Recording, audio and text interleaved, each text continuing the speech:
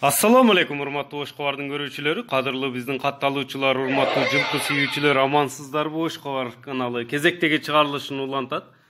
Бул чыгарылышта сиздерге Ош шаарына жакын Фуркат айылынан сатылып жаткан бул кара тай тууралуу сиздерге маалымат бере кетебиз. Кунан экен, Каракашка келишкен сындуу күлүк кара кунан сатылып жатыптыр.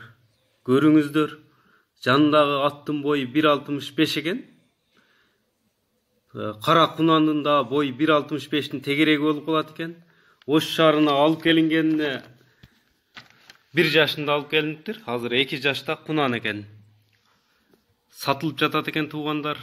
Жаккан болсо экраныңыздарда көрүп турган +996 777 673 065 же болбосо +996 557 673 065 WhatsApp менен байланышсаңыздар болот туугандар.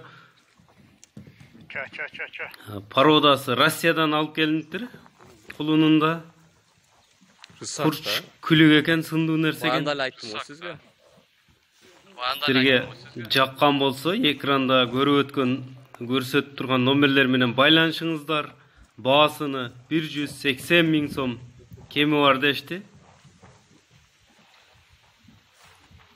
Ошондо долларга айтканда 2300 доллардын тегерегинде болуп калат экен. Кеми болот туугандар.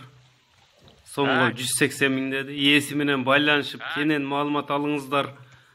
Барып көрүңүздөр. Кунандын бою 1.65-тен жогору экен эскерте кетебиз.